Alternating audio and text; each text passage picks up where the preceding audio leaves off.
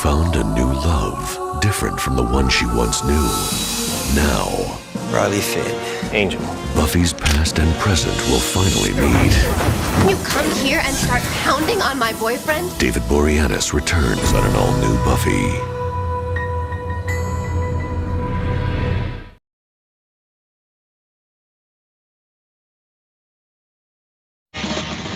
Hello, and welcome to this week's edition of Slade, the Buffyverse Revisited. I'm one of your hosts. I'm Billy Bob Thornton. I'm your other host, Angelina Jolie. And this week, we will be downward dogging into Season 4, Episode 20 of Buffy, the Yoko Factor. We will. We will be doing that. I like a good downward dogging, Angelina. How about you? I know you do, Billy Bob. I know you do. You know, no one ever talks about how Laura Dern thought she was engaged to be married to Billy Bob Thornton right up until the point where he married Angelina Jolie and moved her into his and Laura Dern's home while Laura Dern was away filming a movie. I don't talk about it because I was completely unaware of that. Yeah. Laura Dern doesn't seem like the type who would marry a Billy Bob Thornton. Yeah. Well, I mean, so that's the thing too. Like Billy Bob Thornton, as we know, Billy Bob Thornton wasn't really Billy Bob Thornton until he started dating Angelina Jolie. Yeah. Well, yeah, that's true. Yeah, and then they both just got fucking weird. Yeah. The first time I ever saw Billy Bob Thornton was in the movie Tombstone. Right. Because of the famous scene where he gets bitch slapped all around the fucking bar and then thrown out by his ear. Right. Yeah, that's the first time I remember seeing him. Any fucking way. This has been Thornton Talk with James and Jeremy. How you doing? What's new? What's going on? And how are your nipples? I'm all right. Nothing new. Same old. Nipples are I'm recovering all right from my nicely from my nippleectomy. Yep. So smooth like a mannequin. Yep, just like a Ken doll. Nice. Yep. Right. We're gonna make that a thing. That's gonna be the new Zoomer thing to do. Yeah. And so in 200-300 years, people will be like, I wonder who the first man to have his nipples surgically removed was. Well, because it'll be as ubiquitous as shaving. Like, have you ever wondered to yourself, like, who was the first dude that ever shaved? And more importantly, who was the second dude that like saw that first dude and was like, that's what I need? My bigger question would be which was the first dude that ever decided to shave all of his pubic region to like a baby? That's true. That's true. Like, where did that come from? Like, was they just like, you know what? I want to look like a baby again down there. So, fun fact, scientists and archaeologists and whatnot believe that shaving dates back to at least 3000 BC, where men would use clamshells as tweezers, essentially, to pluck out their hairs. Ow! Yeah. How about a sharpened blade, you fucking morons? Like, nobody ever. Hey, maybe this would be a little easier. I don't know. Could you imagine plucking all the hairs out of your face with a clam? No. Fuck no. No. No. If that was your option, I would have a beard literally out my door right now. Right. If that was your only option for shaving. Right. But then also, like, were those same dudes also like going plucking out their pubes with a clam? Ooh. Imagine how much worse plucking out your ball hair would hurt than plucking out your facial hair. Yeah, that could be a long unhappy and unpleasant day. Yeah. Maybe that's why men back then beat the shit out of their spouses so much. Wow. Okay.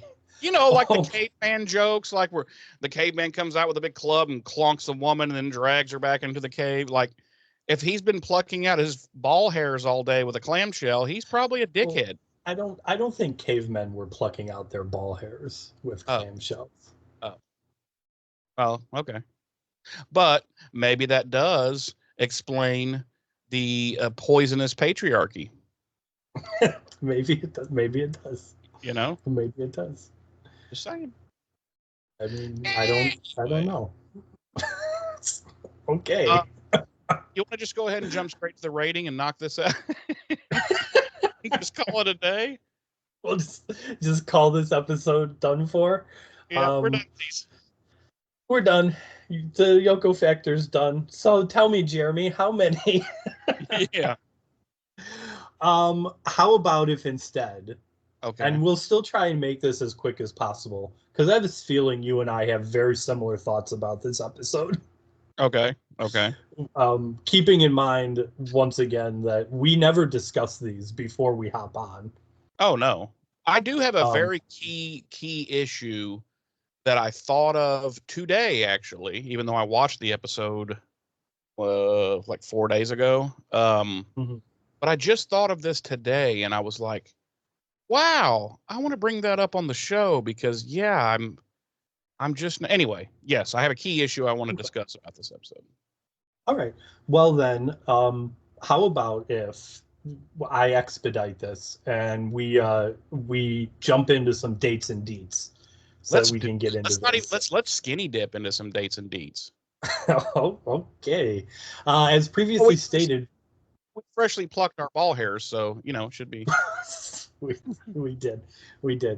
As previously stated, we will be downward dogging into Buffy the Vampire Slayer Season 4, Episode 20, our 76th episode of the series overall, The Yoko Factor. Our episode director this week is David Grossman, and our credited writer is Doug Petrie. Our original air date was May 9th, 2000 on the now-defunct WB network, and our Nielsen rating was 3.0 million households when it first aired, ranking it 87th out of the 128 network primetime shows airing that week, and 5th out of the 16 primetime shows airing on the WB for the week.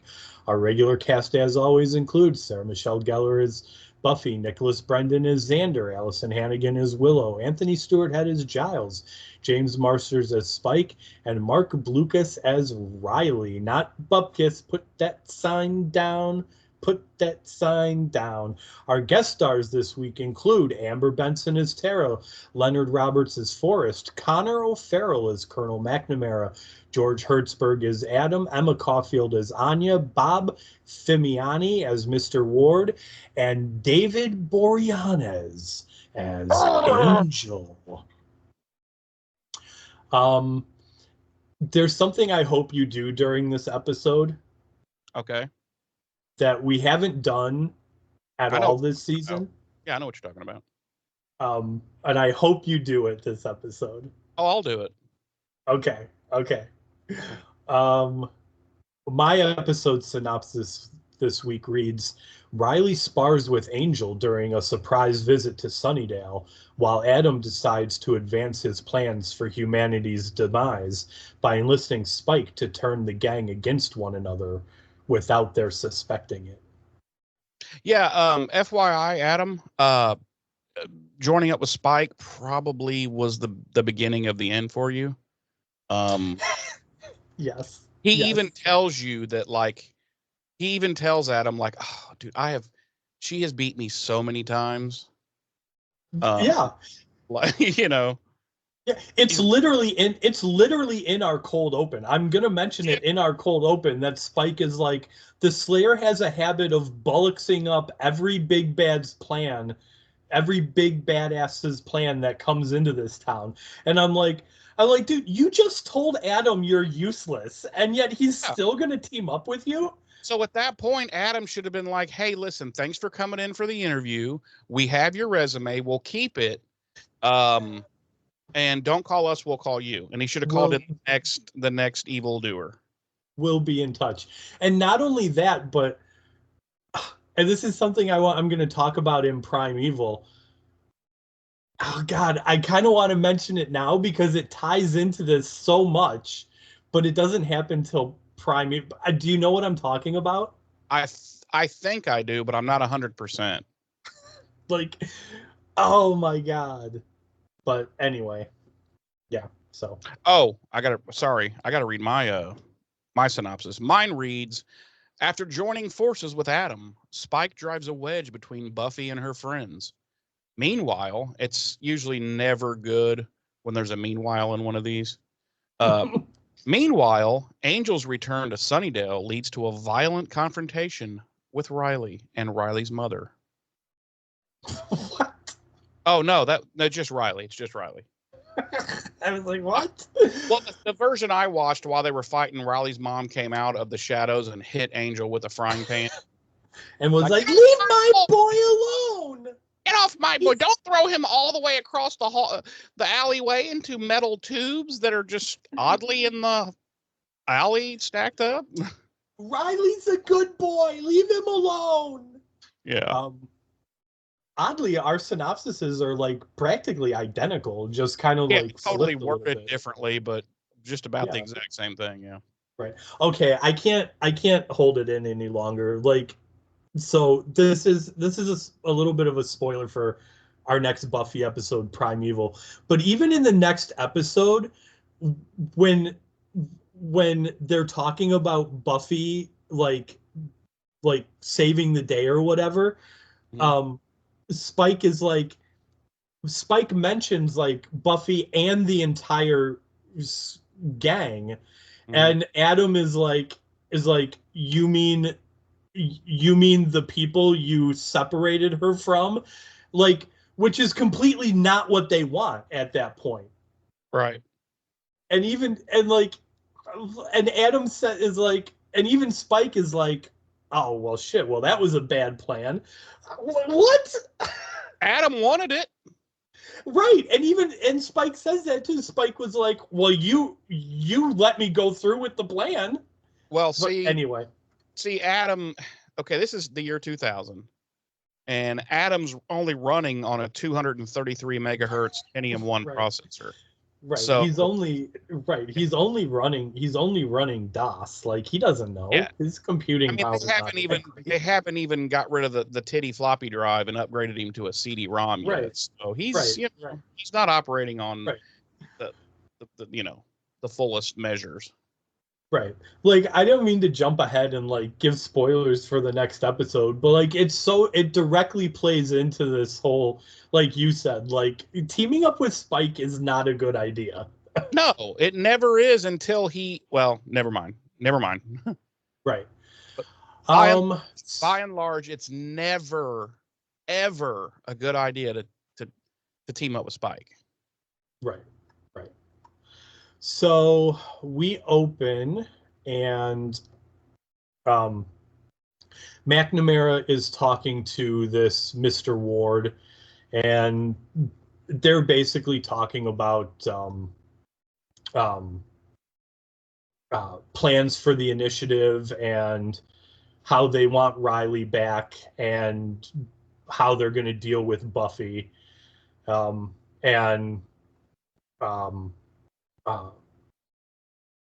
Was it Ward or McNamara? I forget. Oh, McNamara is like, well, she's just a girl.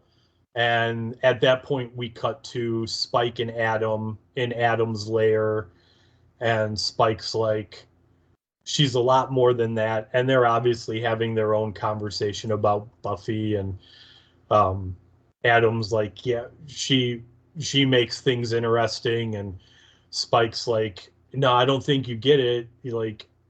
She's, like we said before, he's like, she's got a habit of bulksing up the plans of every would-be unstoppable badass who sets foot in this town. And he's like, when this all goes down, the Slayer's going to be right in the thick of it. Are you ready for that? And Adam's like, I'm counting on it. And that's our cold open. As soon as he says that, Adam plays a hits the play button on his boobie, and it says, "Are you ready for this?" Do do do do, and he starts going. I want to jump backwards really quick to that McNamara Ward conversation. I would like to see that. Please show us how you're going to jump backwards. like a dolphin, you know. That's what I thought of when you did it. Like a fish. Did you ever see? Hey, listen, real quick. I'm gonna whisper because this is kind of dirty. Did you ever see that video of the dolphin fucking that severed fish head? No. What? You never saw that? It was making the rounds on the internet like a year ago. Yeah. And my algorithm is crazy on like YouTube, so you would think I would have seen that. That was nuts. I was like, oh, that's disgusting. If you saw my YouTube feed from the algorithm, you would be like, this is like 8 different people that what's happening here? No, but it's true. But anyway, this conversation between McNamara and Ward, you and I are sitting here in 2024 on Skype and everything. We have modern computers, high-speed internet connections, etc., etc. And even we don't have the greatest, connection here. Right. But they have a superb, flawless, like 1080p fucking connection. And I just love how the tech there is so, I realize this is a fantasy world and everything, or fantasy universe, I should say, but wow.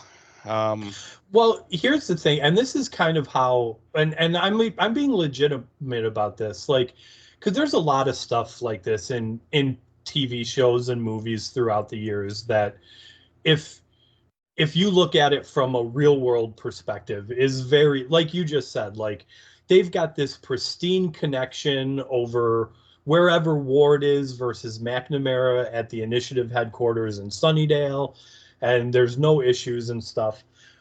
So the way I always, can you fucking stop it? I had to sneeze, man. What do you think? I'm having a stroke? You fucking stop dying until the episode's shit. I need you to fucking stop dying. Jesus Christ. God. So the way I have kind of justified this in my head over the years is that, and you know this as a tech guy, they say that whatever technology we're working with right now is actually at least 7 years behind what's actually like possible and what's actually being worked on. So I would have to believe that the government in particular would have access to far more advanced technology and whatnot. They're about 17 years off though in this show, so well, I mean, but back then they would both been on like QuickTime. Remember shitty QuickTime? And it would have been like. But you understand what I'm saying. Yeah. But there's one other thing that bugs me, and I'm just going to bring it up now instead of having to stop during that particular scene to talk about it. And I've noticed this in several episodes this season, and it could have been in previous seasons, but every time Willow busts out her laptop to do some Willow hacking, she never plugs into jack shit. And what I mean by any type of internet connection at all. So she's got Wi-Fi like fucking 15 years before anybody else did. Or maybe it's Witch-Fi. I don't know. Maybe it is Witch-Fi. When did Wi-Fi become widely available? It started becoming a thing. I was working at Circuit City at the time, and it was about 02-ish or so, 03, when it and it wasn't like super widespread yet, you know. Yeah, because I Googled it while you were talking, and yeah, you're right. So around 03, 04 was when it well, it says when it gained popularity, but I mean, a thing, but it wasn't super widespread yet. Right. I would presume when something says gained popularity, that's when it became more widely available to the public. So yeah, she's. And believe me, those early Wi-Fi routers, they were and the signal you would get were just fucking terrible. Sure. Anyway, this has been Tech Talk with James and Jeremy. So let's see, where did you leave off? Yeah, about those two yakking. Did you get to the part where they were giving each other handies yet? No. The cold open ended right before they started jerking each other off. Okay. So, where did it leave off? Because I don't have it marked here where the cold open leaves. What was the last thing? So basically, Adam Spike's like, when this all goes down, the Slayer's going to be right in the thick of it, and Adam's like, "Oh, I'm counting on it." Okay, so they haven't made their plans yet to do the separation? Nope. Okay. Nope. You got to keep them separated. That's all I'm saying.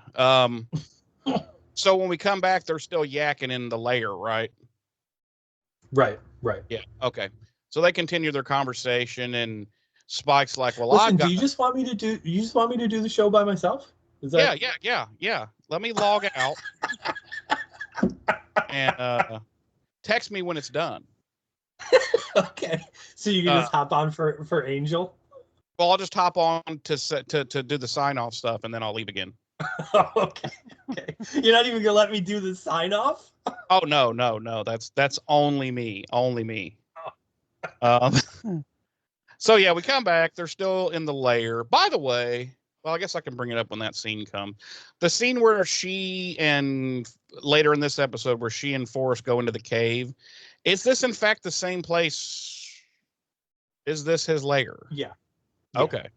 I couldn't decide. I was like, where's he getting fucking power from for all these computers? Dude, I asked my girl the same thing when we were watching it. I was like, how is this cave being powered? Yeah, like for computers and lights and shit.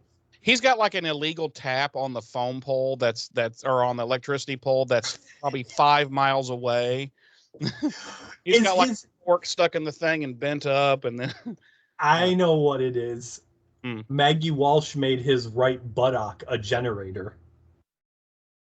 So you think he's farting a lot, but he's not. That's actually just exhaust from the generator. He says his right buttock is a power generator, and he's just everything's plugged into his ass. Yeah, I can buy it. So yeah, Spike's like, "Hey, I got this. Okay, I got this plan." Because he happens to mention that the Scooby Gang, basically her friends, are always helping her fuck everything up for him. So he's like, "Hey, I'll drive a wedge between these fuckheads and get them all mad at each other. Get them all mad at each other and not wanting to be together, and then she'll be a lot easier to fucking defeat. When she doesn't have her friends and shit." And Adam, being the brilliant big bad this season, is like, "Sweet, that works." And he's like, "I have total faith in you, Spike. Even though you have never succeeded before." And so what wins Adam over ultimately is the fact that Spike is like talks about how he's killed 2 Slayers before, which he actually hasn't. He's only killed 1. No, he killed 2. No, he killed 1. Drusilla killed Kendra. No, Spike killed 1 during the Boxer Rebellion. Oh, and then he killed the one in the subway in the 80s. Right. Okay. And then he killed Nikki Woods in the subway. Yeah. That's right. I forgot about the Boxer Rebellion one. Yeah. Because I was thinking, wow, Spike, way to take credit for some shit you didn't even do. So yeah, I guess you're right. Okay. But yeah, he's like, "Oh yeah, I've killed 2 of them before." And whereas Adam should have been like, "Then what's the fucking problem? If you've killed 2 of them, why are you having such a problem with this one who's like 18? You met her, she was 16. You couldn't beat a 16-year-old girl?"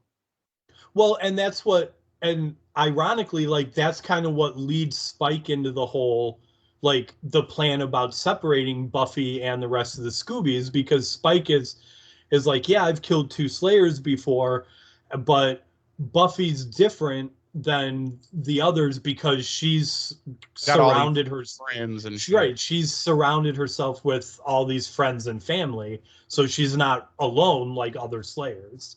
Yeah. And then that's when, you know, and the brilliant. Spike is like, the biggest problem is she has a mother who's like the mother of the year. She's like the greatest mother that there's ever been.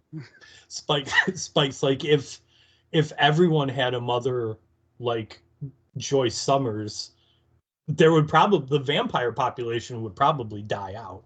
Yeah, there would not even be any unhappiness or violence on this planet at all. It would be a utopian society that's how good of a mother she is. If everyone had a mom like Joyce Lehua Summers. Lehua Summers. So anyway, he's like, okay, so if I do this and it works out, then you take the fucking chip out of my dome piece, right? And Adam's like, oh, yeah.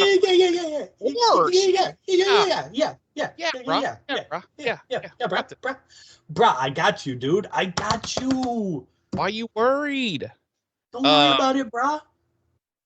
So then we cut to this brief little scene of Buffy walking into her dorm room, having just returned from her LA visit to Angel that didn't go so hot. And the dorm room is empty. And she seems to be, I don't know what I got from that scene. Like, was she upset? Was she happy that it was like, I couldn't read her. No, I got the impression that she was upset, like, because she looked over at Willow's bed and then just kind of like slumped even more in defeat. Like, I think she was wanting to probably talk to Willow about what happened, you know, with Angel in LA. So I think when she got there and she saw that Willow wasn't there, it was kind of another level of disappointment and defeat for her right then in that particular moment. She really wanted to go into detail about how wrong she was in LA and how she deserved everything that was said to her. Yeah, I'm sure that's what she wanted. Okay. Then we cut to the remnants of Sunnydale High, and is it just you or me, or is it kind of hard to fathom that the high school would still be in ruins? Like they hadn't even at least like kind of demolished it the rest of the way, and right, like it's almost a year later. Yeah, I think it's a little over a year later at this point. Like like it should have been. You would think it would have been demolished by now. It's a fucking hazard. Like, or at least be completely cordoned off with like chain link fencing and yellow tape around it. Do not enter. Right, but I mean, even at that, like almost a year later, like it should have been demolished by now, because there's no way. There's, even with like fencing and stuff, there's no way like the youths aren't sneaking into that place and putting them those fucking youths, the fucking youths, and like putting themselves in fucking danger. You know what I'm saying? Like, that's a huge hazard. Just one look at that place is like, dude, you could probably drive like a moped into the side of it at like 20 miles an hour, and the rest of it's coming the fuck down. Right. Not to mention the fact that that school was most definitely built when asbestos was still being used in everything. Oh, there is there is exposed asbestos. Fucking Riley is using an asbestos blanket and pillow. So we know for a fact now that Riley has mesothelioma. Right. There's just no question. He will be contacting one of those attorneys on TV about his mesothelioma. Right. But yeah, he's there in his little hideout. Like, I could go on about that too. Like, really? That's the hideout? Like, the army, the fucking United States Armed Forces would not think to look at the old high school that's demolished that no one's ever at. Right. You know what I mean? Or on like quick sweep, Right, like even if it's not the first place, like on their list of places to check, like eventually it's on that list. Like because first and foremost, they're going to look in every abandoned area. Yeah, well, yeah. I mean, he's guilty. I shouldn't say he's guilty because everybody's innocent until proven guilty, but he's definitely wanted for AWOL at this point, away without leave, possibly treason. 100%, 100% treason. Which is an executable offense when you're in the military. Right. So he would be a very, very high level. Plus, he's, dangerous, presumed armed and dangerous. He's a trained fucking killer. But they're just like, eh. And not to mention the fact he's in possession of high level classified knowledge and equipment about a secret government program. Yeah, like he would be, dude. He would be wanted more than Bin Laden was wanted. They would have. That Sunnydale would have been locked the fuck down immediately. I was just gonna say there is no way that Sunnydale. Sunnydowns. Hey, that's a new town. That's next door. That's next door to Sunnydale. Right. There's no way that Sunnydale isn't on military lockdown right fucking now. Yeah, there's no, and all communication has been cut. Yep. There's no communication in or out of Sunnydale, and there's no people coming in or out of Sunnydale. It's a black at this point. They're going to fucking house. They're going shed to shed, doghouse to doghouse. They're finding that motherfucker. Yep.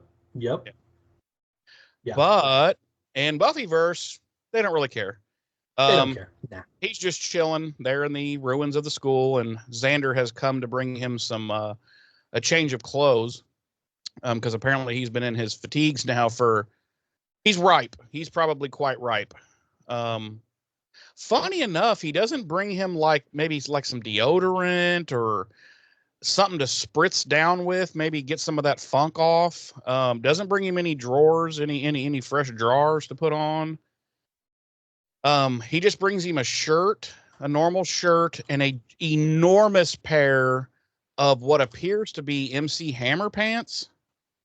So I guess Xander had these from middle school. I mean, they're enormous pants. So, and Riley's like, wow, I mean, you couldn't just swing by the Walmart and grab me a pair of sweatpants. I don't know. But I guess he's kind of happy to have something to put on because Xander's going to take his stuff to wash. And I'm like, ooh, is he going to take his fucking underoos too? Because they got. Maybe not only is Riley a commando, but maybe he goes commando. Maybe. I think that's against Army regulations, though, when you're in your fatigues or your whatever your gear. Really? I feel like you. Listen, I'm no military expert, but I feel like it's probably regulation that you got some drawers on in case you get killed in action or something. They don't want your dick hanging out. I don't know. Right. But I mean, what if your face is mangled and that's the only way to identify you? No, you have dog tags, bro. Oh yeah, that's true. What if your dog tags get blown off? Well, they also tattoo all your information inside your left butt cheek. Right next to your hole. I'm just wondering if penis identification is a viable option. Well, we know that penis inspection day is a real thing, so. So they get to chatting, that is Riley and Xander, about Buffy, and Riley's anxious for her to get back from LA and shit, and he's kind of cabin fevered in there, and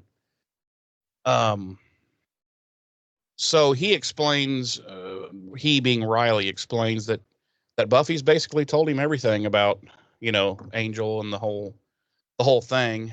But then Xander drops some knowledge about the whole, well, he went bad because, Buffy rode the baloney pony, and that's the true moment of ecstasy or happiness for Angel. So she apparently lied to Riley, didn't tell him that that's how he lost his soul. Right. And then Xander's like, fuck, I'm so getting beat up when she gets back. And I'm like, yeah, you probably are. Then we cut to a scene. We cut to Giles' pimp pad, and once again he's tearing it up, fucking playing guitar. And I've already forgotten what the fuck he was. Oh, it was a Leonard Skinner song. Yeah, It's Freebird. Yeah, he was doing Freebird, and anyway, and fucking Spike just first of all, why has Spike not been uninvited? I think because he's not a threat anymore. That's true, but just for annoyance purposes, I would uninvite that fucker. Because Giles looks up and mid singing, and there stands Spike, and he's like, "Oh!" and he jumps up and right. I would do it a for annoyance purposes, like the fact that Spike is just annoying, always showing up like that. Yeah. But B, I would do it, but then I would deliberately like leave my front door open so that the first time Spike just comes waltzing up to walk into my place, I just see him bounce off the invisible barrier.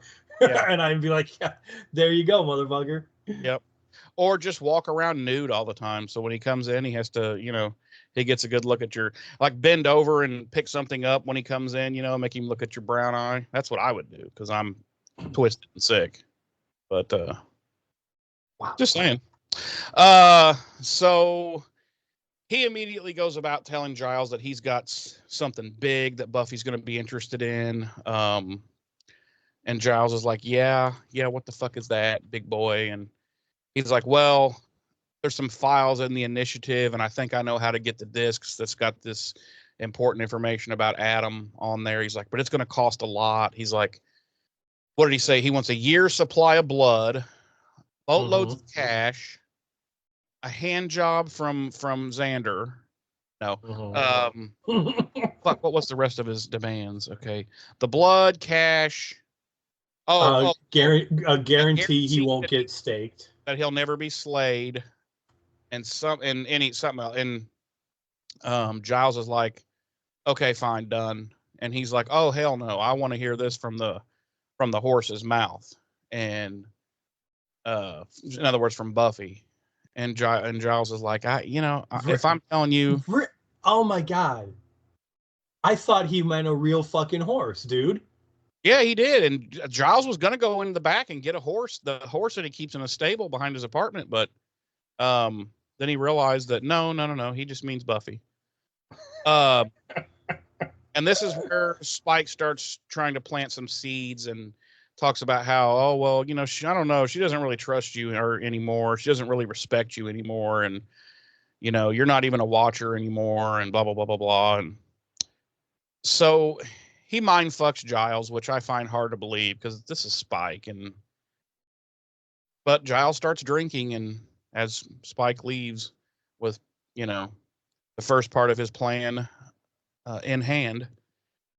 And then we cut to, by the way, we cut to Tara's dorm where she and Willow are playing with their new kitten that they were talking about last week. How did Tara manage to get a solo fucking dorm room? I don't know.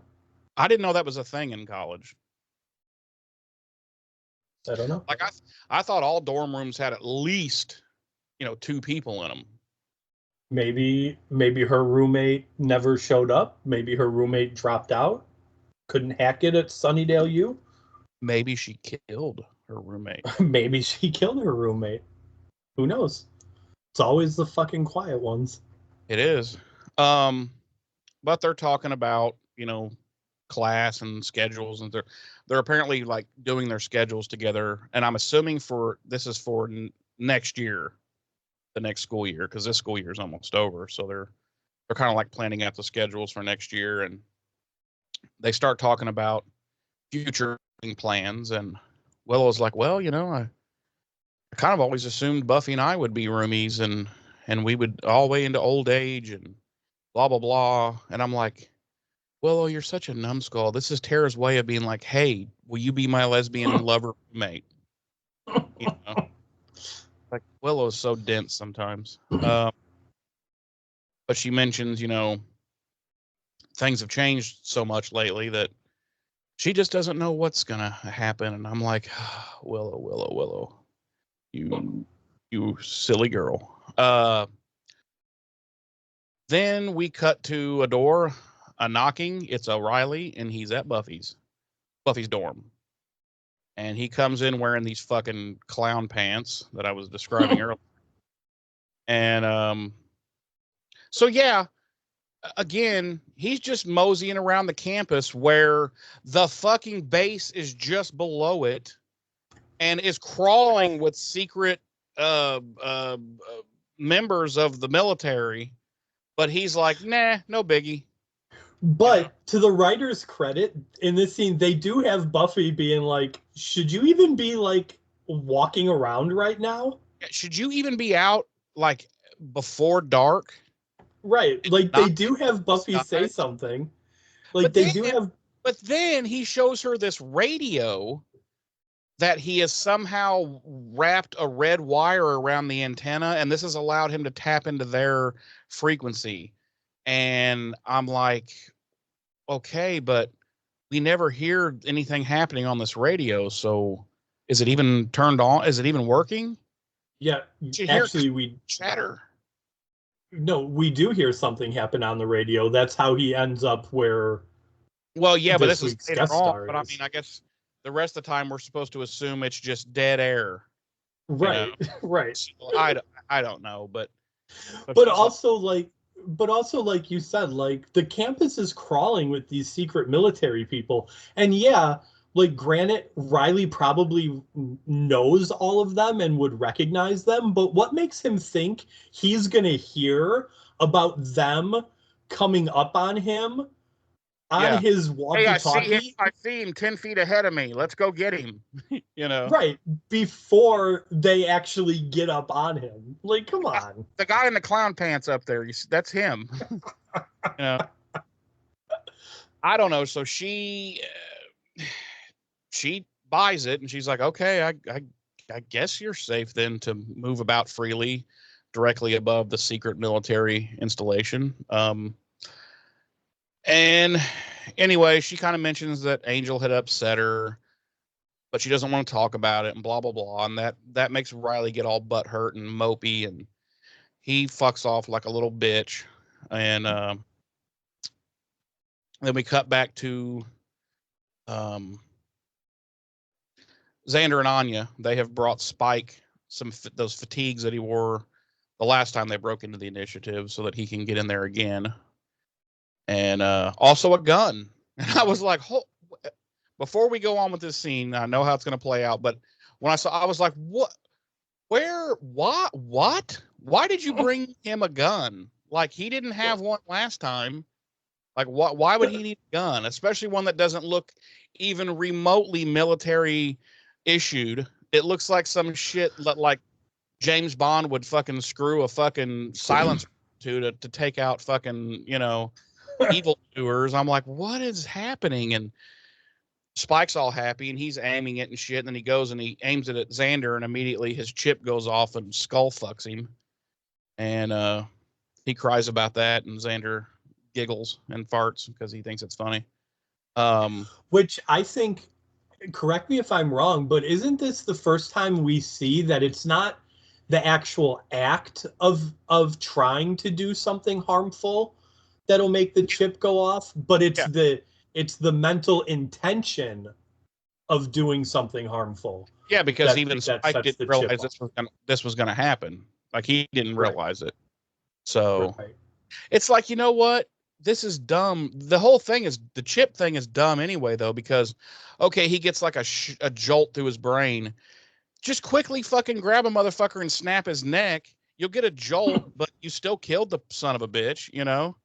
Like, he acts like he's just completely neutered, you know? Like, it doesn't make sense. But anyway, so they're making fun of him because he can't even point weapons at people. And the gun is fake.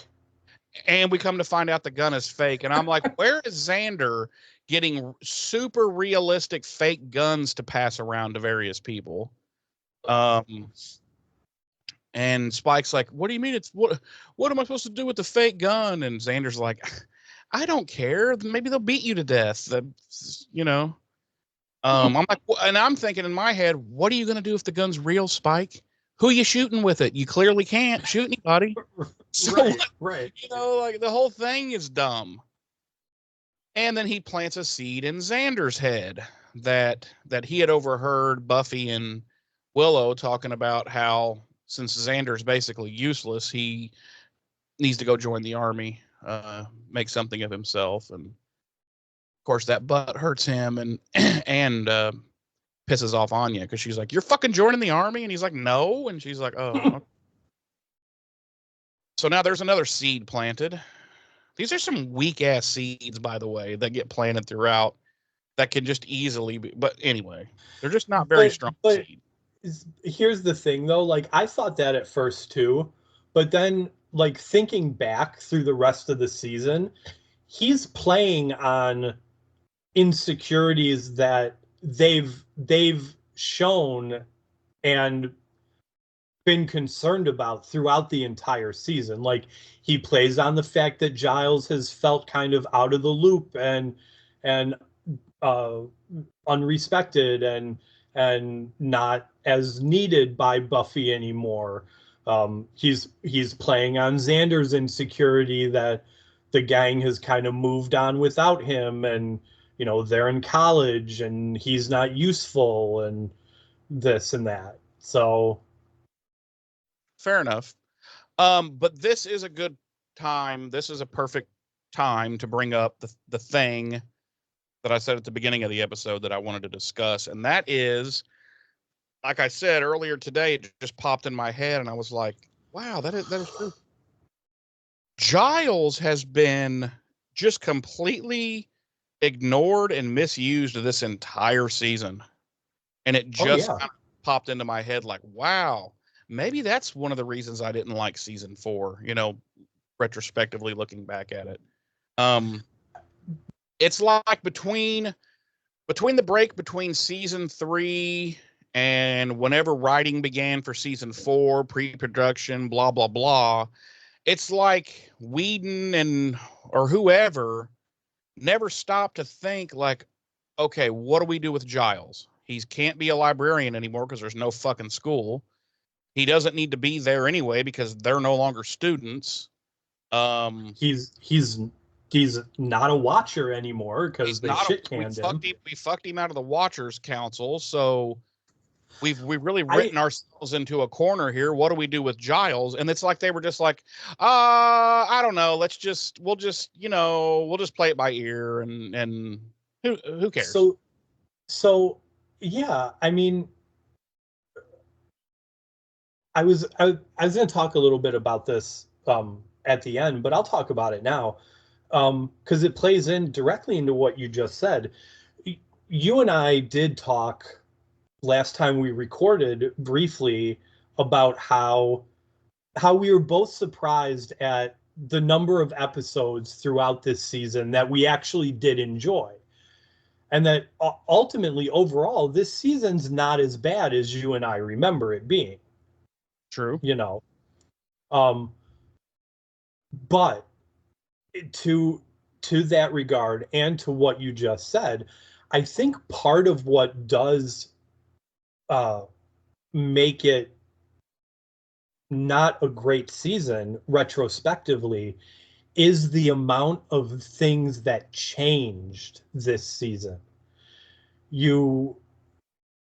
We had, like you just said, seems like they struggled to find something to do with the character of Giles. Yeah. No, they didn't struggle. To me, it comes across like they didn't even fucking think about it. They were just like, oh, it'll work itself out, There's also the lack of the gang themselves are separated a lot throughout this season. Yeah. And there's no, and granted, I guess Giles's place to a degree becomes like the de facto new library, but even at that, it's not it's not a place that we see the entire gang congregated a, a, a lot of the time. Yeah. You know what I'm saying? Mm-hmm. So yeah, I think the amount of things that were different this season and changed as a result of graduating high school and moving into college definitely had a big effect on how this season is perceived quality wise overall. Yeah, and So I just feel like it was poor planning, and I feel like with a lot of the decisions they made last season and in the end of last season, they wrote themselves into a corner, and I don't think they could come up with there's a change coming for Giles next season, which is a big improvement. But this entire season, other than the episode that's Giles centric with him and what's his face, a new man. Yeah, he has been relegated to almost not even guest star status, just kind of like sometimes there, sometimes in the. I don't know. It's just I just wanted to bring this up because I hadn't really thought about it up until this point, up until this episode, and I was like, yeah, he has been completely just not just the character, but the actor just wasted, you know? Yeah. No, I agree. And I think part of that too is a direct result of how much focus there had to be on getting Angel up and running. Like Yeah. I kind of think Buffy season 4 was kind of floating in the ether without any solid direction. Yeah. And again, like you said, as a result of things that happened last season, there and poor planning for this season, there were just things that weren't even thought about or went by the wayside. Yeah, And but that includes what to do with Giles, keeping the Scooby Gang together more often, things like that. So yeah. let's be like one thing, like Buffy should have never gone to college. Like she was not the Willow should have gone on to college, absolutely, because that's who the character of Willow is. But Buffy was never the scholarly character. I'm not saying she's dumb and an idiot, but with the fact that she's number one, the Slayer, but number two, just who she is as a character, it's just I was always like, why is she going on to college? Like, but let's just say they did stick with that. Why not just shift Giles over to the library at the fucking college, or he gets some other kind of job at the college so that he can be there? You know what I mean? Like, there's so many, to me, kind of easy ways to have handled this, and instead they were like, well, we'll just leave him in his apartment all season, and occasionally they'll go over there and some things will happen, and yeah, we'll just call that good. Right. Just seems lazy to me. Anyway, let's get back into the episode.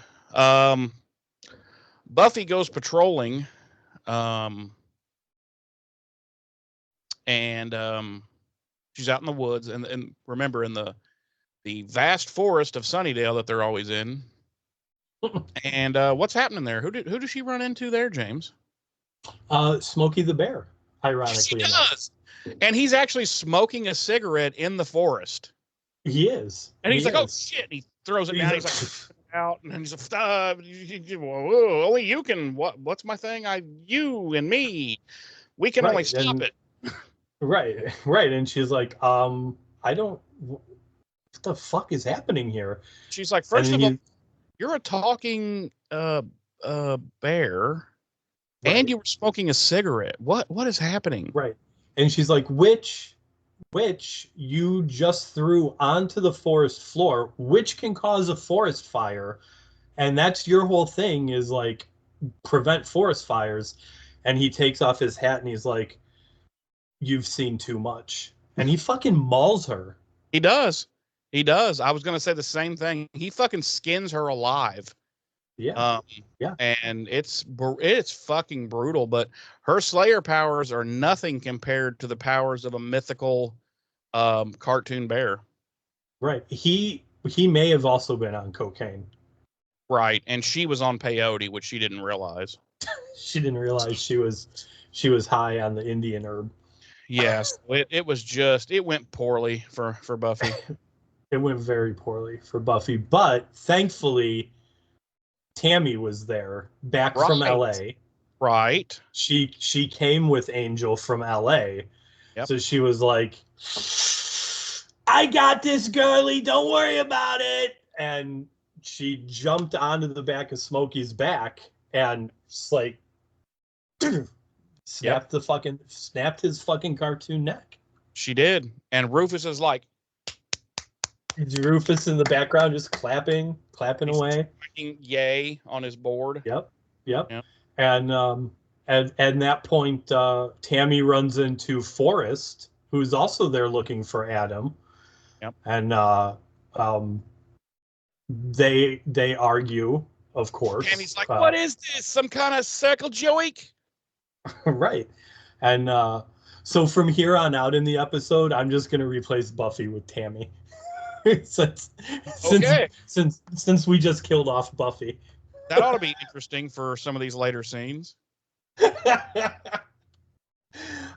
No, so Buffy runs into Forrest, and he's also out looking for Adam, and of course they argue because Forrest is a misogynist and hates Buffy because he's secretly gay for Riley.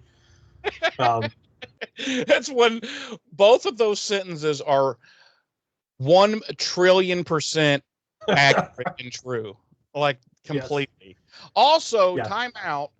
The military brass thought it was a good idea to send a guy that's not good enough to be the number one by himself to go out and take down the quote, and I'm going to use the words they used, the prototype mass killing machine. Right. They're like, hey, Forrest, over here, Forrest, over here. Oh, no, over here. Oh, buddy, there you go. Come here. We want you to go out into the forest, okay? Forest. We want you to find Adam. Forrest, we want you to go to the forest. And we want you to find Adam, the big hulking killer. Here is this electrocution gun, okay? We want you to go out there and just take him down, okay? Wrap that up for us and give us a call on the old talkie. Let us know when it's done. We'll send some folks out with a wheelbarrow and some shovels. We'll do something with the body, and we'll call it a day. We'll just wrap this thing up. We'll call it a day. We'll just wrap this thing up today. We have a couple episodes where we don't even have to deal with Adam. Right. And he's like, and he's just standing there the whole time, like slack jawed and just because he's such a void character. So yeah. Where did I leave? Oh, right. They argue. You left off at gay for Riley.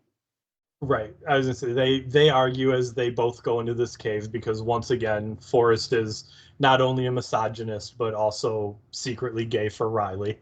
Yeah. And they run into Adam. He's not even fully homosexual. He would only be homosexual with Riley. Right. In fact, he is not only is he misogynistic, he is also extremely homophobic. Oh yeah, you should see the bumper stickers on his truck. Right. I won't even bring him up here.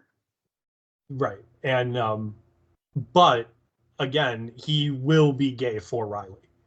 Yes, he will be. He will even be feminine in the relationship. Right. Yeah.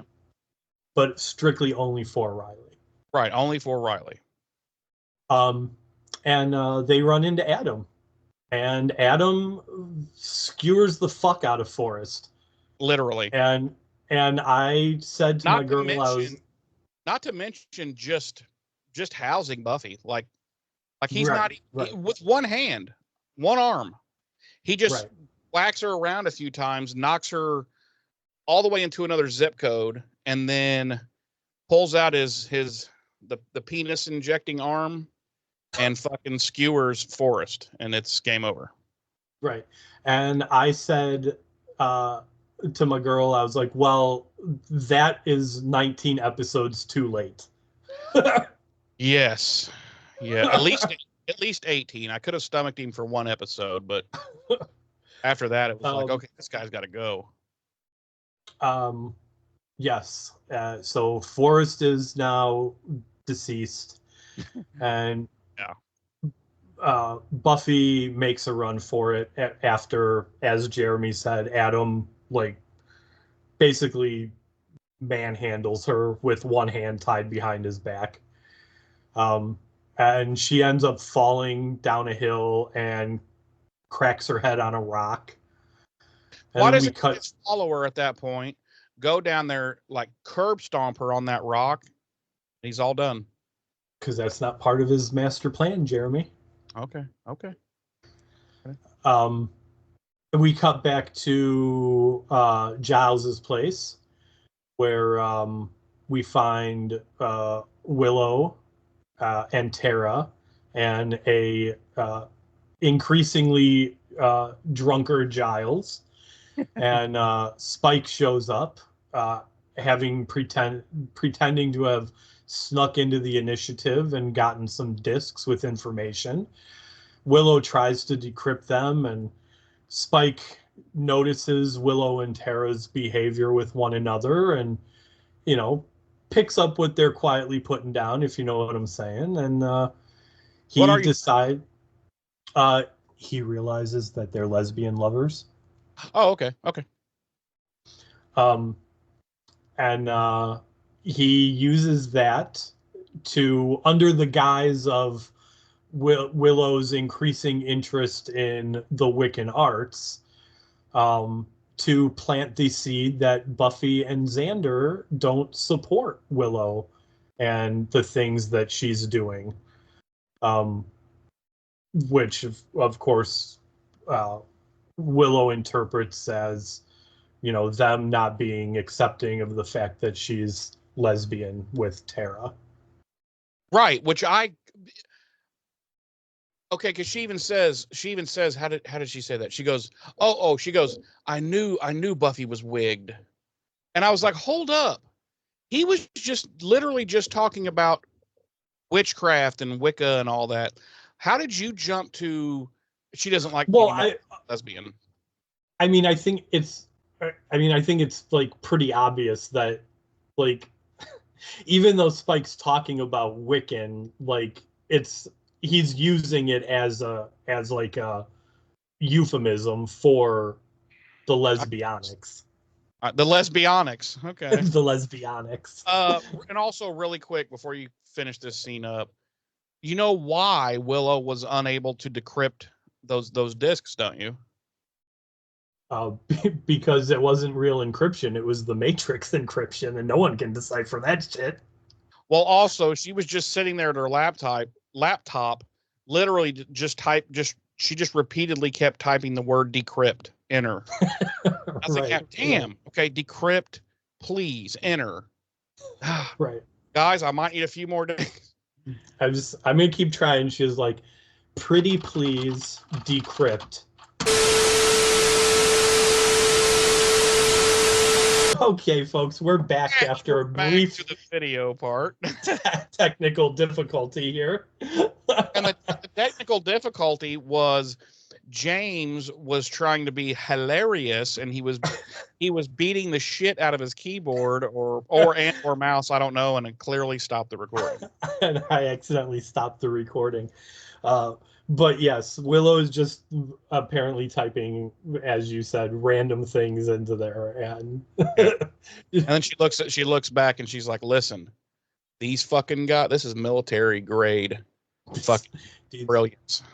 These guys are military. Remember, I'm doing my best. Pretty please with sugar on top." But what they don't know is the next time I'm gonna say please decrypt in Latin.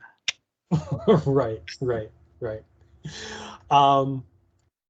Yeah, so then we cut to Riley, who hears on his little walkie-talkie that there's some trouble on the streets in Sunnydale.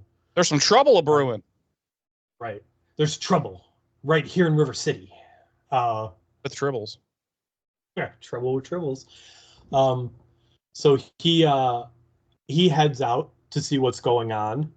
And we get an overhead shot of Riley running through the very suspiciously deserted streets of Sunnydale.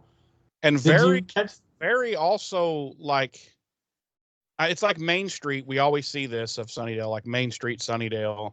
But it seems to only be about 13 to 15 feet long. Yeah.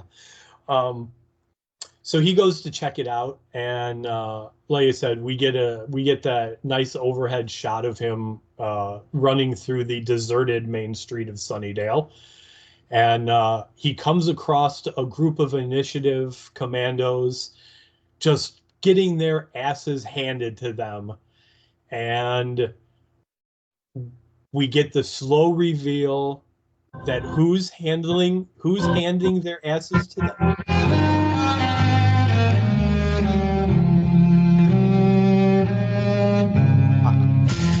I don't even know what does that even mean? That's right. It's Angel come to Sunnydale after the events of the end of Sanctuary, and he is handing the initiative their asses right there in the streets of Sunnydale. He literally removes one guy's butt cheek and hands it to another guy. He's like, I'm handing you his ass. And then, of course, Angel and Riley start to duke it out. And I thought they were gonna kiss. And listen, this could be because I dislike Riley and I love Angel, but this fight was everything because Angel fucks Riley's shit up. Oh yeah, he fucks his shit up in like twice, like two different. Like he fucks his shit up. Riley gets a few little hits and maybe I think like a knee or two in there. But then he gets his shit pushed in, and then there's a little respite where he has thrown Riley a few blocks away. Riley returns, takes another rectal pounding, and then gets thrown into this oddly placed stack of metal tubing. And but he gets his shit pushed in, and it's so, what's the word I'm looking for? Masturbatorial for me to watch. Oh, wow. Okay. Yeah. I broke out some Jergens and dim the lights. I liked it too because on Angel, like we've seen Angel have fights with human characters before, and Angel always pulls his punches when he's fighting humans. And it is clear in this fight that he's using his vampire strength to just manhandle Riley. Yeah. I do still, though, kind of get the feeling that he's still holding back, because I feel like if he's going full tilt, that shit was over like in the first exchange, because he just would have did the Angel thing, and that just would have been it. Right. So yeah, they're having a pretty one-sided fight for the most part. Like you said, Riley does get some licks in and manages to use most of his arsenal of weaponry on Angel. But the fight ends when literally Angel lifts Riley up and throws him into some trash cans, and then picks him up again and throws him into the fucking side of a building. Yeah. And he's just like, dude, seriously, you should stay down. And he's like leaking liver juice out of his ear at this point. And honestly, the only reason the fight stops at that point is because a military vehicle shows up and they run off. And did you happen to notice, it's a Hummer, did you happen to notice like how slowly this fucking Hummer turns the corner into the alleyway? I was like, damn, it's like they got out but left it in gear and like pushed it around the corner. It was insanely slow. But so by the time the headlights actually get into the alleyway, both Riley and Angel have fucked off. Right. So then we cut to Buffy coming back to her dorm room, and almost immediately Angel shows up. And as he's trying to talk to Buffy, Riley rushes in, pointing a gun at Angel. Yeah. And Angel taunts Riley, and they start fighting again. And Buffy separates them and says she wants to talk to Angel alone. And Riley refuses to leave the room, so Buffy takes Angel out into the hallway. And as Angel's walking past Riley, he just gives him this smirk, like just this shit-eating smirk. He should have walked by and been like,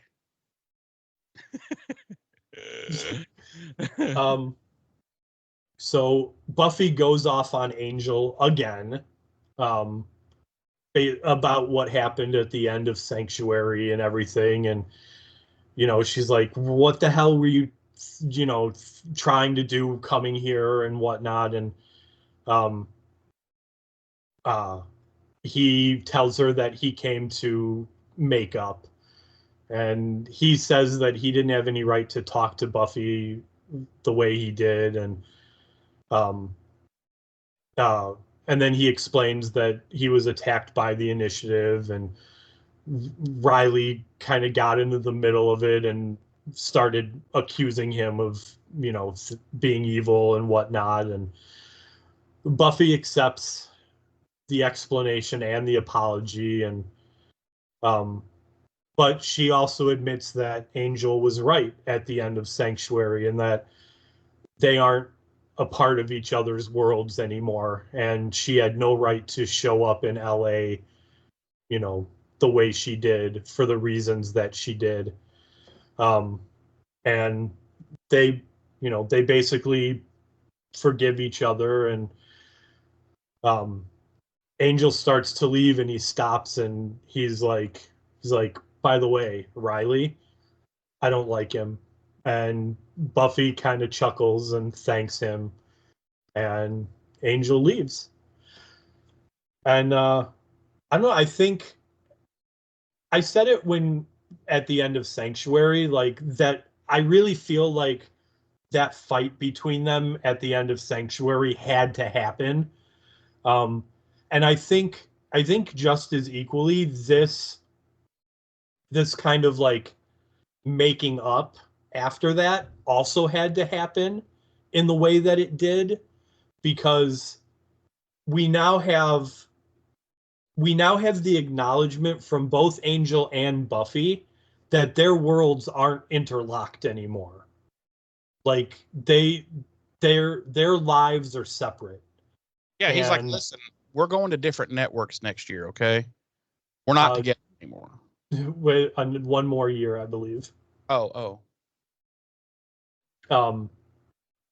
But so yeah, I think it needed to happen because, and I'll touch on this next week when we revisit Angel season 1 episode 20 Warzone.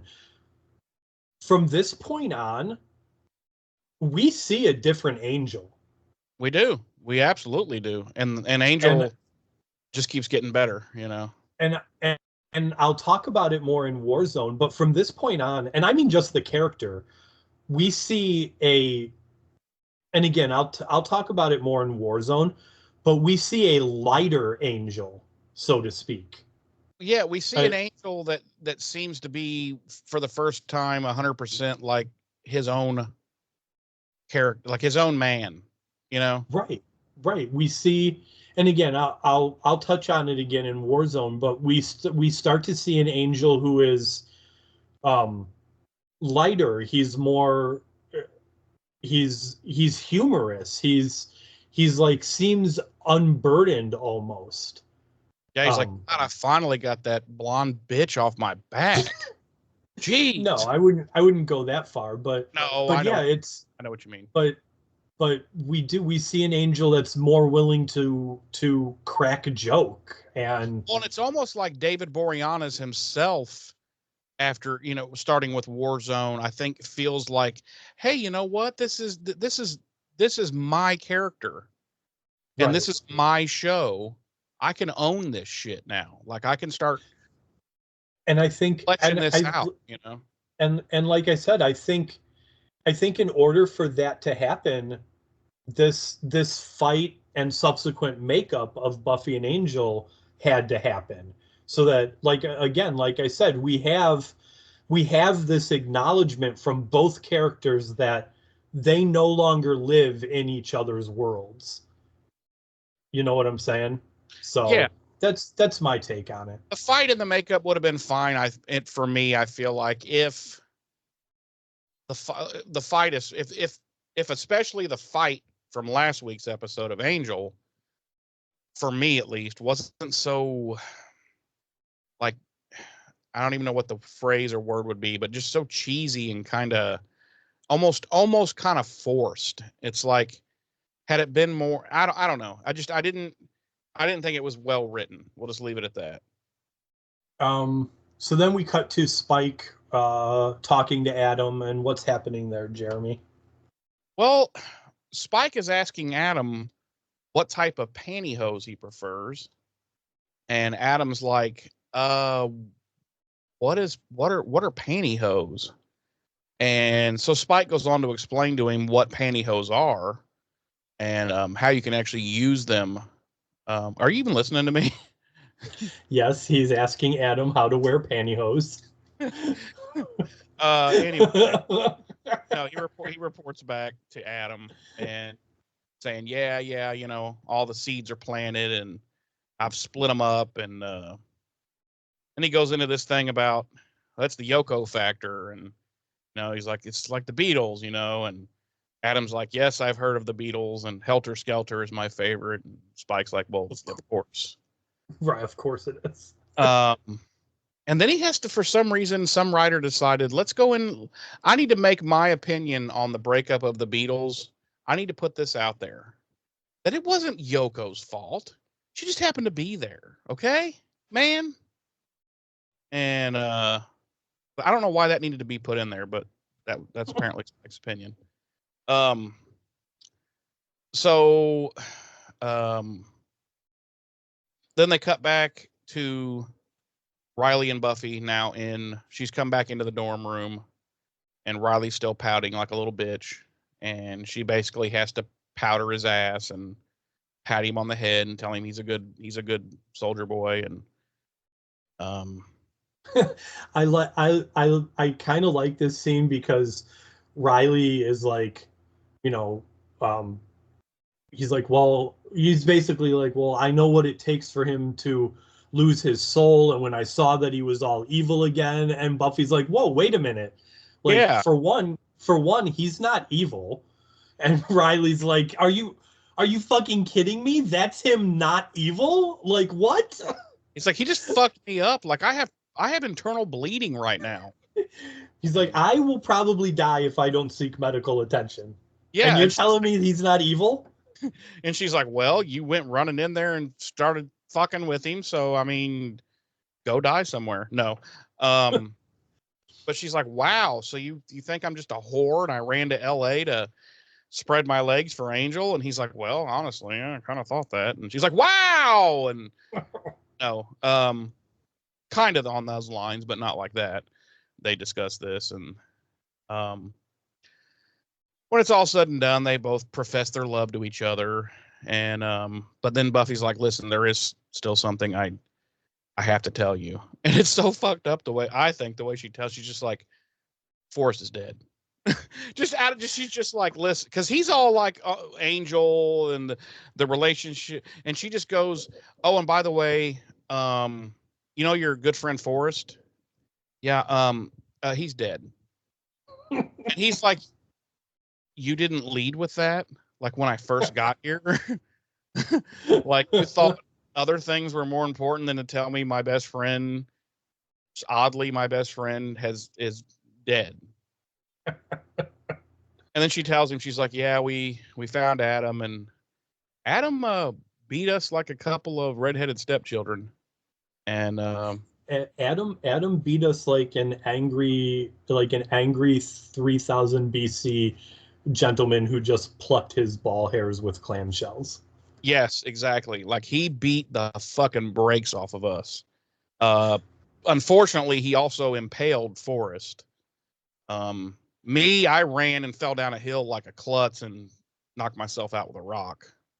And then she's like, and now I'm gonna be honest with you, I'm not really feeling all that bad about the Forrest thing, but I know he was your friend, so I just felt like I should probably let you know.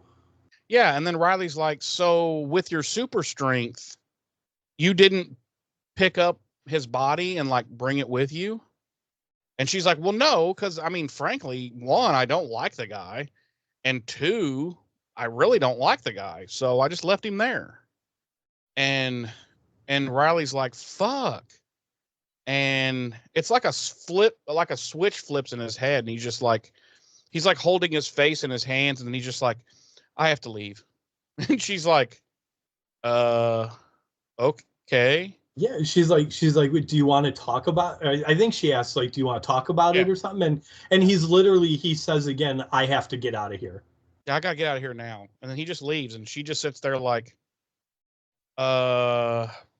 okay. And I guess bye. And then we cut to Giles' place, and the whole gang has met up there.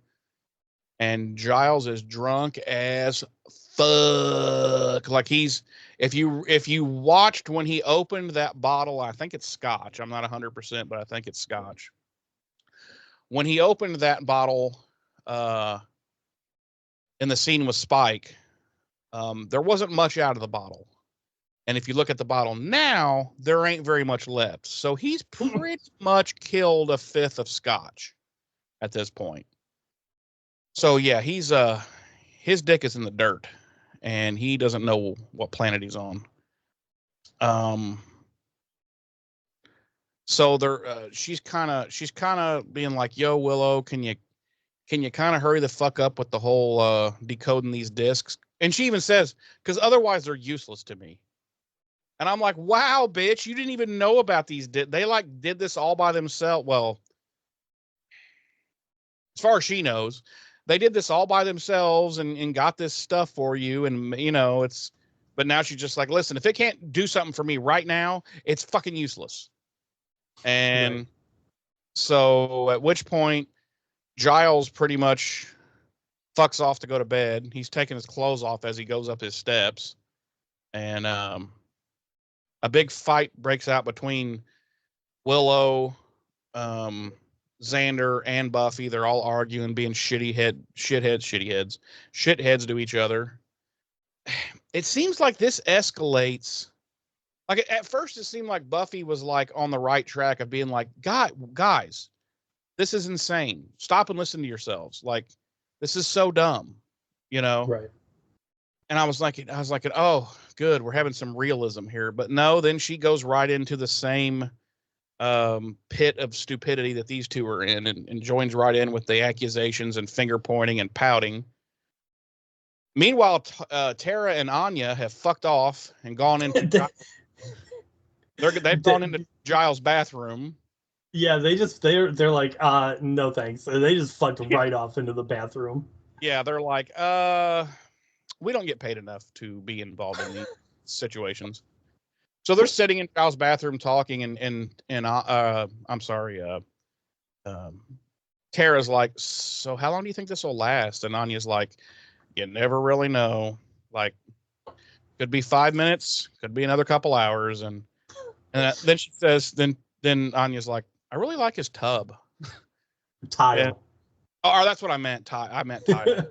And I was like, God, I love fucking Anya, like at a level that can't be explained. But then we cut back out to them still fighting and arguing, and she's just like, Buffy's just like, I've had enough of you two. I don't need, then she gets all, she's like, how could you guys help? How could you possibly help me? And I'm like, I don't know. They've only been doing it for 3 seasons. And then like, no, I don't mean to step on your toes here, but like, Go ahead. like the scene wraps up, and like I let out such an exasperated sigh when this happened, and I said, because I was watching it with someone, and I was like, here we go, martyr Buffy again. The scene literally ends with once again Buffy being like, looks like I'm on my own. I guess that's why there's no prophecies about the chosen one and her friends. Yeah, And she fucking storms off. This is 2 episodes in a row of 2 different shows that end with her pouting and acting like a little. Well, I'm not even about that, but just this whole like I guess this is why there's no prophecies about the chosen one and her friends.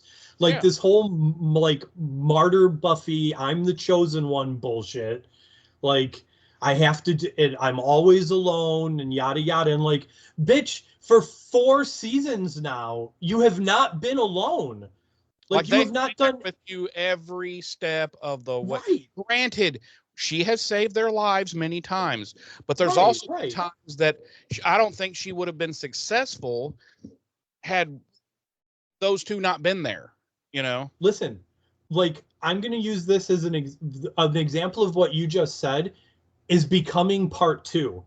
If Willow had not restored fucking Angel's soul when she did, Angel would have fucking, the world would have ended.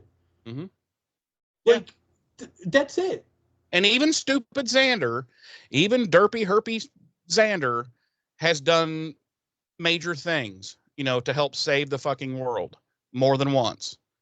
Well, we can agree to disagree on that, but that's fine. And it's just, she's just shitting. Like, at least Giles was removed from this scene, I think, smartly by the writers. They're like, let's just have him shit-faced and get him the fuck out of here, because if she had started going off on Giles, I would have climbed into the screen, and got involved. Because that's. But I mean, even at that, like Giles is like, and like of all the things that are said in this scene, it's probably the one I agree with the most. Giles says, like, when she's talking about fighting Adam or whatever, Giles, in his drunken stupor, says to her, well, Adam's going to kick your ass. You never train with me anymore. Yeah. Well, he already has kicked your ass twice. Right.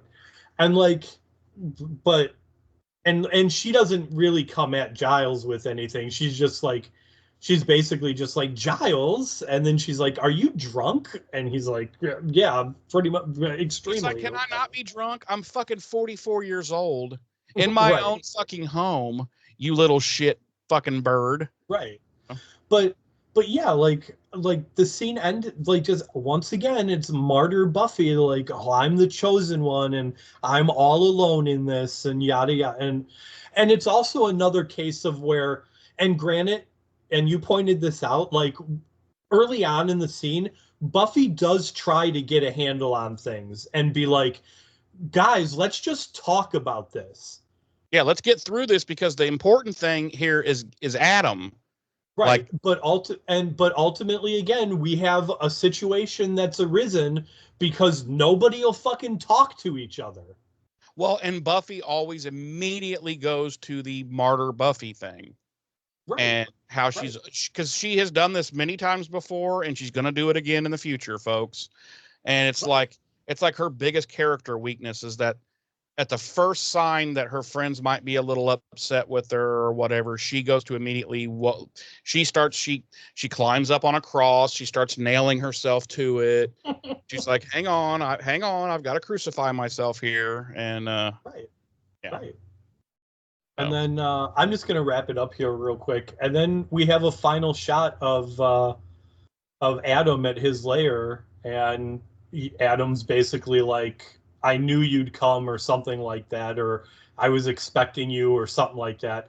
and we get a flash cut to Riley, who's like, well, now I'm here. And that's the end of our episode. And he's like, are you going to take your pants off? And Right. Riley goes, look down. And he has no pants on. And we get it to be continued. We actually get it to be continued.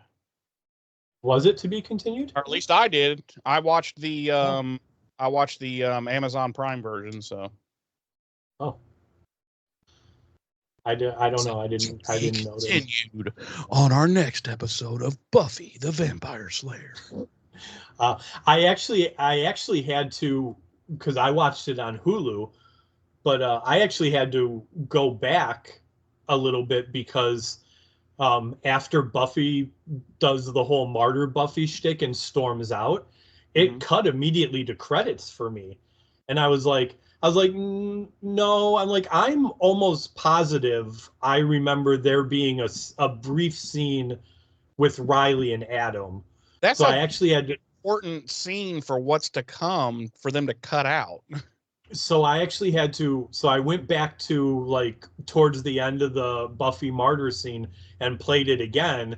And sure as shit, my memory was accurate. And there was the scene with Adam and Riley. I'm like, it's really weird that it just skipped over that scene though, when I was watching it. If you had rewound again and gone back, and the scene would be even longer. That's where they were both mutually masturbating. Wow. Okay.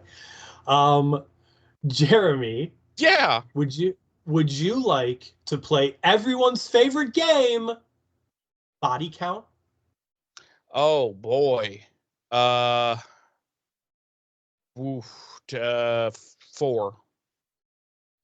Just one. Just fucking Forrest? Damn. Just fucking Forrest. Our music this week, Anthony Stewart Head with Freebird, and Christoph Beck with our original score, as always. Jeremy. Yes, sir. Could you please tell me and our lovely audience, on a scale of 1 to 5, how many finely dead forests do you give this episode? Well, I always write my rating down on my sheet here with each episode. I had it written down as a 3. But as we've gone back over it, it's lost half a point. It's a 2.5. Okay. Because I figure that's 2.5 is dead in the middle. Right. It's one of those episodes that we've had several of this season that's not terrible by any stretch, but it's also not great. I have complaints about it, which I brought up all of them during the recap. To expand on that, it's just one of those episodes where I'm trying to think of how to explain it. One of those episodes where you're just kind of like, when it's over, you're like, well, that's kind of annoying, but also like at the same time, you're like, I don't even care that episode happened, Right. Like not really in the grand scheme of things. Like in the grand scheme of things, you could probably slide this episode out of the watch back, and you probably wouldn't really. The only thing that would maybe come through that you'd be like, wait, why are they all mad at each other in this episode and blah, blah, blah. But you could just kind of slide it out and it wouldn't make any difference to the overall story arc. It just kind of doesn't, it's there, but it doesn't really diddle your niddles. You know what I mean? You're just like, right. Just like, bleh. It was an episode. Wasn't horrible. Wasn't great. Was right in the middle. 2.5. It's really all I got to say about it that I haven't said already. So, that being said, James. Yes, sir. Tell myself and our lovely listening and viewing audience, on a scale of 1 to 5, how many skewering arms do you give this episode, and why? I give this 2 skewering arms. Oh, okay. Wow. I actually rated it higher than you did.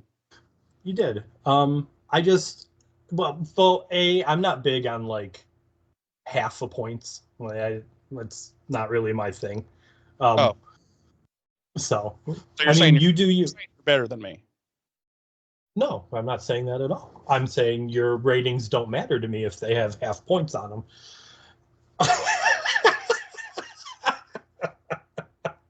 No. Uh,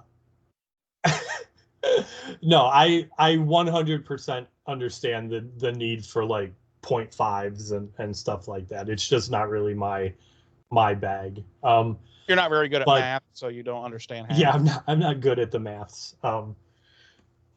Yeah, it's a 2. It's just all the complaints I voiced in it, and honestly, it lost points too because the main plan of this episode Was so gets dumb. called out as an awful plan in the early part of the next episode by the two people that came up with the fucking plan.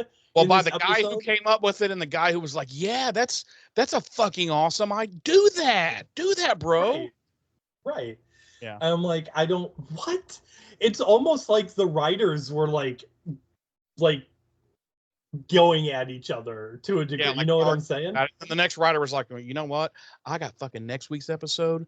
This shit's getting fucking taken care of right out the gate. Right. I'm going to let everyone know exactly how fucking stupid your episode was, motherfucker. And Spike says, so-and-so is fucking stupid. No. Spike says Joss Whedon couldn't write his way out of a fucking forest that's all over Sunnydale.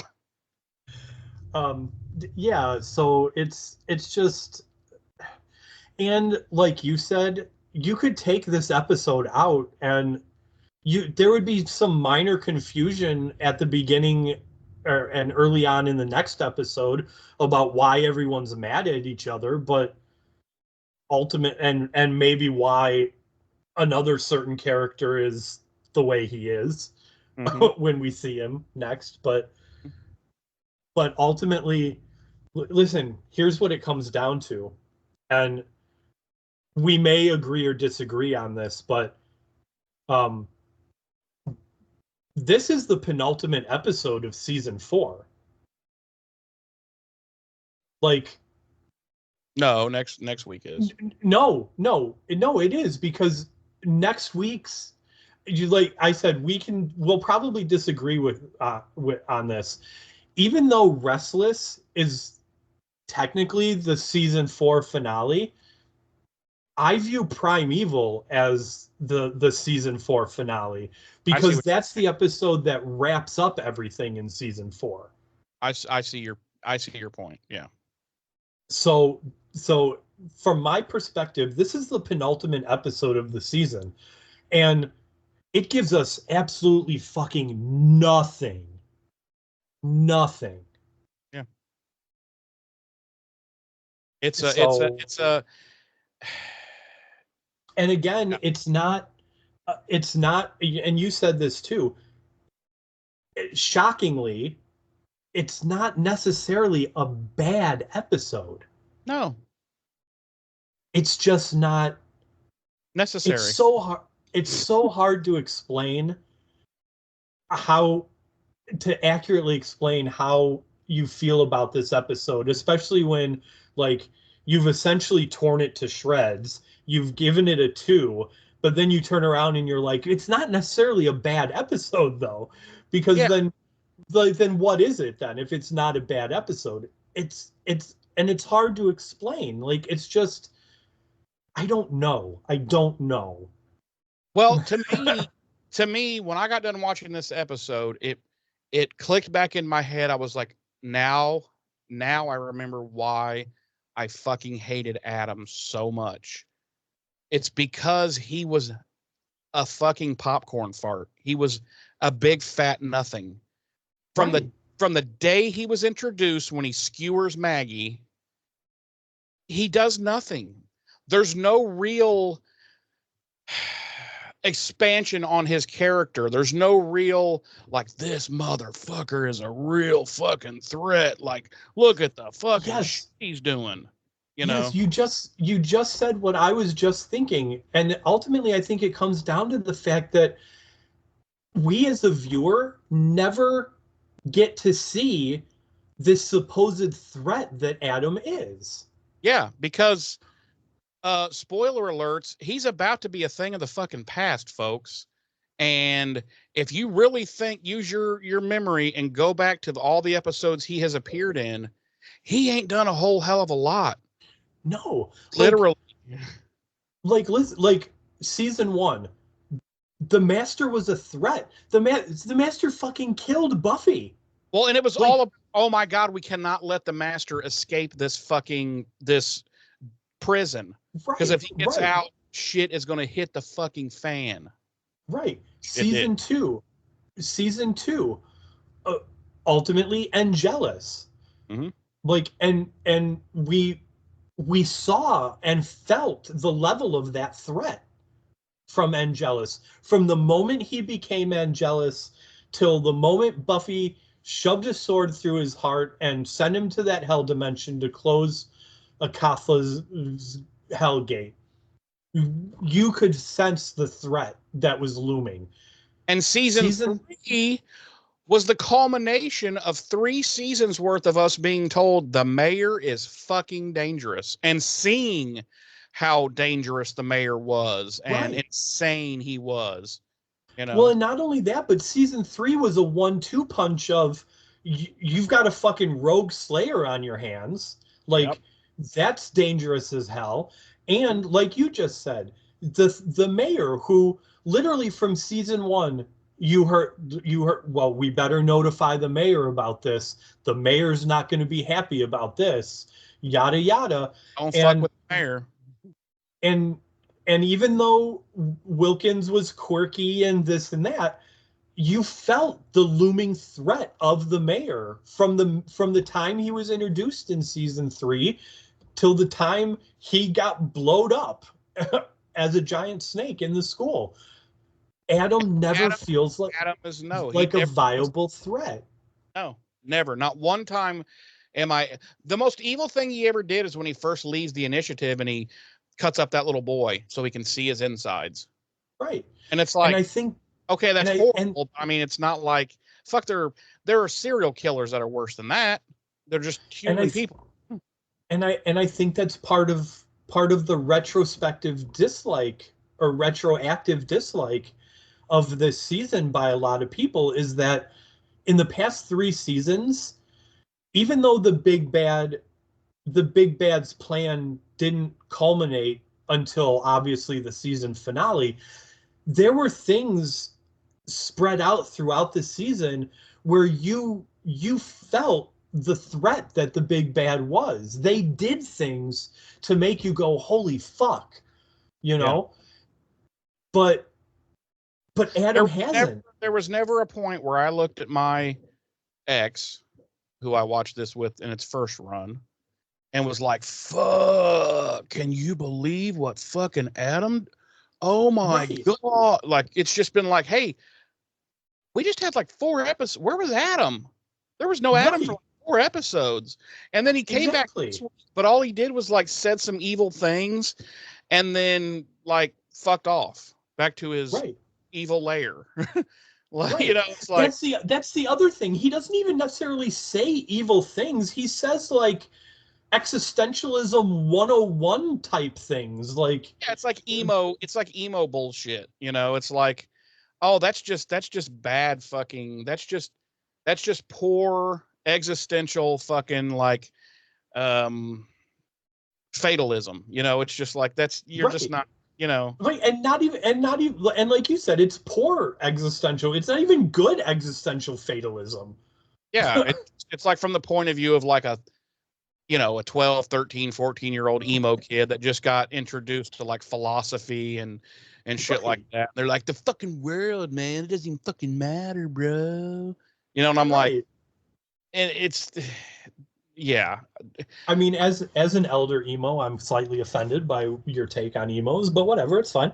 You should be, because I was directing that right at you. Wow. No, Adam. Wow. You don't get me, just like my parents never understood me. Oh, he rolled, folks. He rolled away. He rolled away. But we are getting a good look at his Funko Pops back there and his 3 Princess Bride toys. Which, oh shit, he's back. Oh god, he had a wreck too. No, but yeah, he's just a great big old popcorn fart, you know. And I think, and again, I firmly believe, at least from my point of view, that this is what my retroactive view of this season being a bad season is based on. It a couple of things. The fact that, like we said early on in revisiting this episode, they clearly had no direction for really anything in this season. I was going to say opinion. like anything except maybe Buffy. Like they were like, okay, we Right. know what we need to do with and maybe Willow. We know what we want to do with Willow. Right. Everybody else, they're just going to get what we got. Right. It was like such a departure from the first 3 seasons, in so many regards. All the stuff we talked about earlier, like Giles and what's going on with him, you know, the gang being apart for the majority of the season, you know, the fact that Xander has had like 11 different jobs this season. Right. Like they can't decide what they want him to do. Right. And ultimately the idea that our big bad of the season has never, our big bad of the season completely shifted gears like in the middle of the season from what we thought it was going to be. Which I think this, you know what I think could have really drastically changed this season. As much as I wasn't a Maggie Walsh fan, they should have kept her alive. She should have been the puppet master. And like he was just, instead of trying to make him this, you know, brilliant mastermind, but big bad, it should have been her using him as a tool, which is all he's good for. And then also maybe you mix in Riley with his, I don't know what to do. This is my mentor and my mother figure. This is my love and blah, blah, blah, blah, blah. You know, I'm torn between these two. And yeah. And what you just said ties directly back into something I said early on, as we've covered season 4. And I think you agreed with me at the time, is that there's a lot of ideas in season 4 that in and of themselves are good ideas and could have worked if expounded upon on their own. It's the fact that they were all shoved together into one season and one storyline that they've become convoluted and ineffective, and they don't mean shit. It becomes one big mixing bowl of horse shit. Right. Yeah. Right. It's like, and that could work, and maybe that over there could have done something, and maybe that, but the rest of this is just runny diarrhea. Right. So yeah. Anyway, I mean, if only they had our brilliance, James. I mean, right. You know? Anyway, that was a long-winded way of saying this episode was a 2. And it was a 2. So, but yeah. Okay. Well, quickly, I'm going to go through this. BuffyRevisited.com, guys. You go there. You can find all the different ways to get in touch with us. You'll get a link to our Facebook. You'll get a link to our YouTube, where you can actually watch these videos if you prefer to watch us as opposed to listen, which I don't know why anyone would want to watch. Anyway. Well, maybe not that, but definitely this. Fair enough. No, but yeah, you can link to our YouTube, also our merch store, which is buffyrevisited.printify.me. Again, we don't make any money from this. In fact, I just shared our revenue earnings statement with James. What was that? A couple days ago? Yeah. That I received. All I'll say about it is it's not enough to donate yet, folks. Well, if we're going to stick to our guns of waiting till we're 100, like we have like $100 to donate, it's going to be a hot minute before we make that donation. So yeah, the merch stuff is just for you guys to, if you want to have something, you know, related to the show to support us, just to be like, hey, this is a niche little fucking podcast I listen to. I know more than you, haha. Whatever. That's what it's for. Which I guess we can let the cat out of the bag now. When we come back next season, the podcast will have been rebranded as I Know More Than You, haha. Right. Exactly. Yeah. So yeah, also Buffy Revisited at gmail.com. That is our email address. If you don't feel comfortable posting something in public on our Facebook or on the YouTube page or whatever, then send us an email. James will read it. I never will. Just being honest, I don't read any of the social media stuff or the email, and I don't like you guys. If I'm being honest, no. Wow. No, like just everyone know, if you interact with any of our social medias or our email, it is me you're interacting with. 100%. So. It's 100% James, and it just comes down to the fact that I'm lazy. That's all it is. But yeah, so get with us, or not. I don't give a fuck. No, I'm only kidding. No, get with us, and that's the only reason we're doing this show, is for people to listen and like give us feedback or whatever. So yeah, get with us, and maybe we can get together, have some barbecue ribs, sex, whatever. So James, do you have any final words of wisdom for our lovely, lovely audience? Just that I'm honestly, I'm not looking forward to Primeval. Yeah, my nipples are not erect either for that. I don't. If I had nipples still, they definitely wouldn't be erect. Yeah, that's true. I have a little myself. However, I am looking forward to Restless. Yeah, because it's different. It's not. It's almost like it doesn't belong in this season. But anyway, Right. My words of wisdom, ladies and gentlemen: don't let your meat loaf. There it is. Next week we will be jumping into season 1, episode 20 of Angel, entitled War Zone. Clear reference to werewolves. That's all I'm saying. Is it? Yes, it is. Alrighty then. Well, with that being said, thanks for joining us this week, and we will see you next week for Angel. I've been one of your hosts. I'm Jeremy. I'm your other host, James. Ta-ta.